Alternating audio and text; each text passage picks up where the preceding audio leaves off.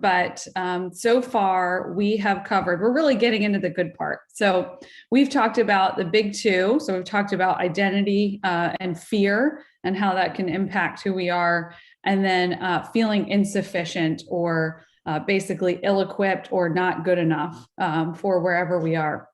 And we've talked about the things that break those things, like comparison, right, is the thief of joy.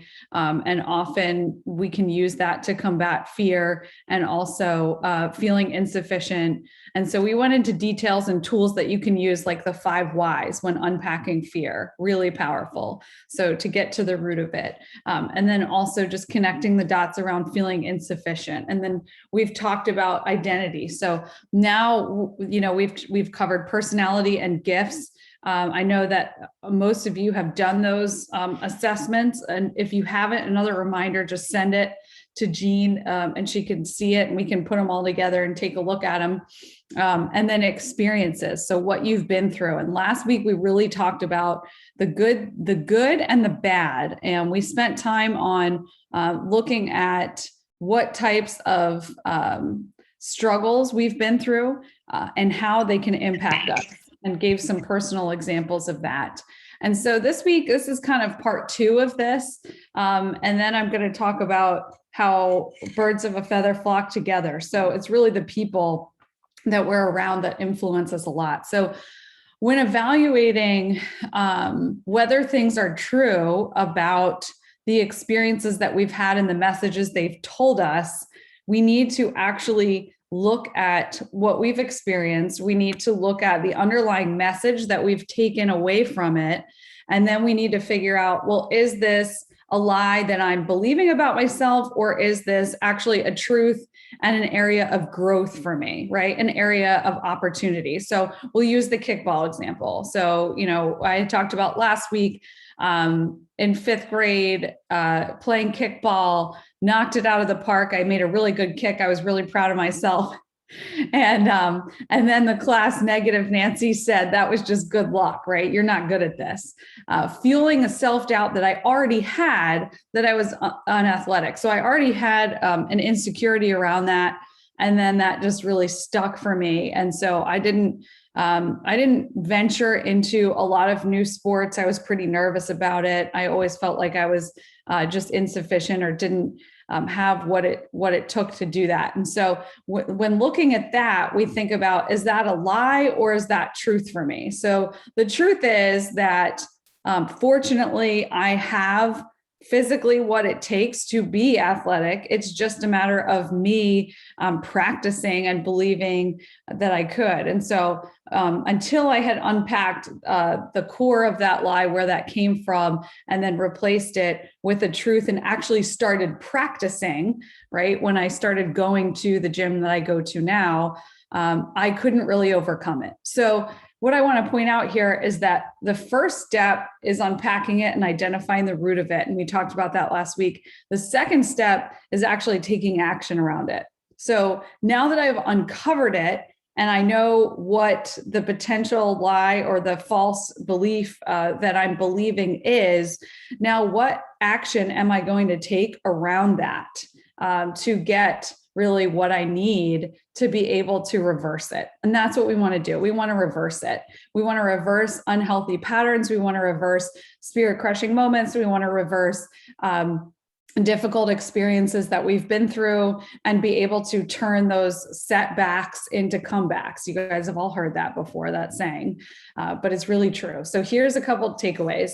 Identify that spirit crushing moment, practice consistent habits that will strengthen you. So for me, that was going to the gym. It was taking the first step of something that I was afraid to do and doing it. That's the hardest part.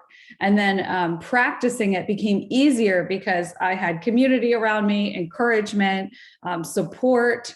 So this is where we're going to get into birds of a feather flock together, because without the ability to have community and accountability around you, you won't be able to have the support you need to consistently overcome any kinds of insecurities or lies that you might be believing about yourself. So when we talk about this, this is really holding a growth mindset versus a fixed mindset.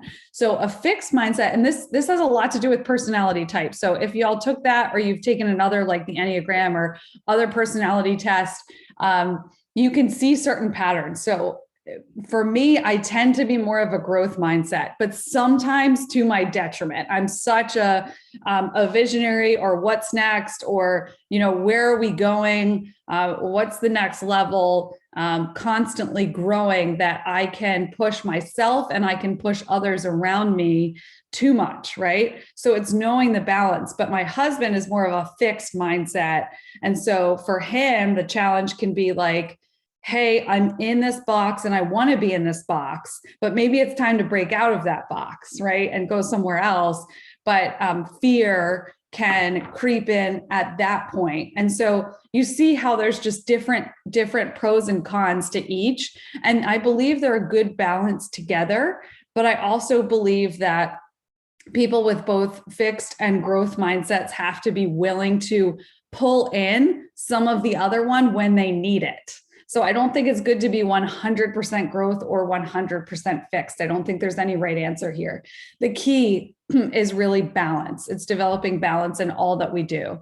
So we need to practice reframing when we are thinking about things that are not necessarily true of us. So the ability to reframe is simply to turn these statements upside down and view them in a different light in order to move forward. So we do want to pull in our growth mindset when we are combating lies that we believe about ourselves. So mine, for example, I'm not athletic. So what we want to do is be able to flip that on its head and say, well, it looks like I've believed a lie about myself for a long time. I don't know if that's actually true or not. What kinds of skills and people could I put around me to work on it in a place where I feel safe and comfortable to work on it, right? And so when we talk about that, we really begin to think about the people that we have around us. And so I'll drop this PDF in the chat. So if you think about the people around you, know who you surround yourself with and why. It's really important to be intentional about the people that are constantly in your life. And so I've read Tools of Titans by Tim Ferriss. I don't know if any of you guys follow him. He produces massive books. Best. That are like 500 pages long. But this one was great because it was, some of the most successful people in all different genres all over the world. It could be anything from artists to business to, musicians, things like that. And it was just this simple kind of questionnaire, like Q&A that they answered. And it was really cool to look across all spectrums and see any kind of themes from them and hear about their life stories. So it was a very slow read, but it was really good. And one of his infamous sayings is, you are the average of the 5 people you most associate with. And I really, really believe that. Take a minute and think about how much the people around you in your life impact you every day. Think about how much they impact your mood, your emotions, your responses and reactions, and thought language in your head to yourself, which means your self-talk. I just hate that phrase because I feel like it's so cliche, but it's true. And these are some people, I want to make this note, some of us have families around us, right? There are some people like we can't just say, well, I'm feeling pretty negative about you right now, so I'm just going to take a hiatus, right? Like I can't do that with my kids. Like that's not an option, right? Even when we go through hard seasons. So I think there are some things that we have to know, but we can, okay, but here's what I will say. But we can draw boundaries. We can take time out when we need it, right? We can take some time to ourselves for, like just some refresh and reset. So think about the 5 people around you, and in the PDF, this will give you an opportunity to do this. And really evaluating it is important. And I give you 2 questions to ask. What are you gaining from these relationships? And then what, if anything, are you giving up? And sometimes it's important to be giving more than you're receiving. But I think it depends on the season. I think it depends where you are, and really evaluating yourself and knowing your limits in each particular season. And so I would say that you want people around you when you're combating lies and you're replacing them with truth and you're doing like this type of work. You want people around you that will encourage you, be really honest with you, provide accountability when you need it, but also just really walk alongside of you with grace and not necessarily a condemning nature, because if anything, that discourages us, right?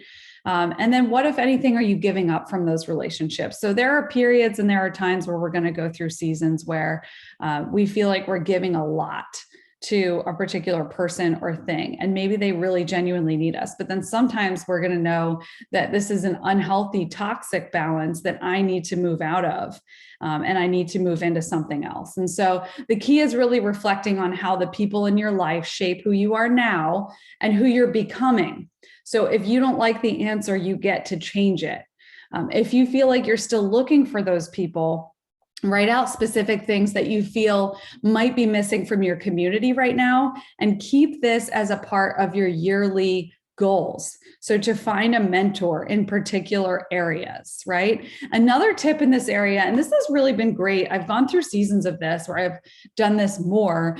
Practice just one reach out a day or one reach out a week to somebody new in a space you'd like to learn more about, or just people that come to mind that you admire their character or really something about them. Just make those connections, and you don't even have to have a reason. You can just literally say, hey, I just really have noticed this about you. I've noticed this about your character. Like, I just wanted to point that out. Just a point of connection. I think that surrounding yourself with people like that is really encouraging. And then another, just a few ideas, connecting on a deeper level with people that encourage you. You can make your own monthly mastermind group, right? To share goals and feedback for whatever you're working on, or just establish an accountability group where you feel safe to share what's happening in your life. I think I've mentioned on here, I was in one, which was really awesome for a couple of years. And then we've also led masterminds, which are really amazing.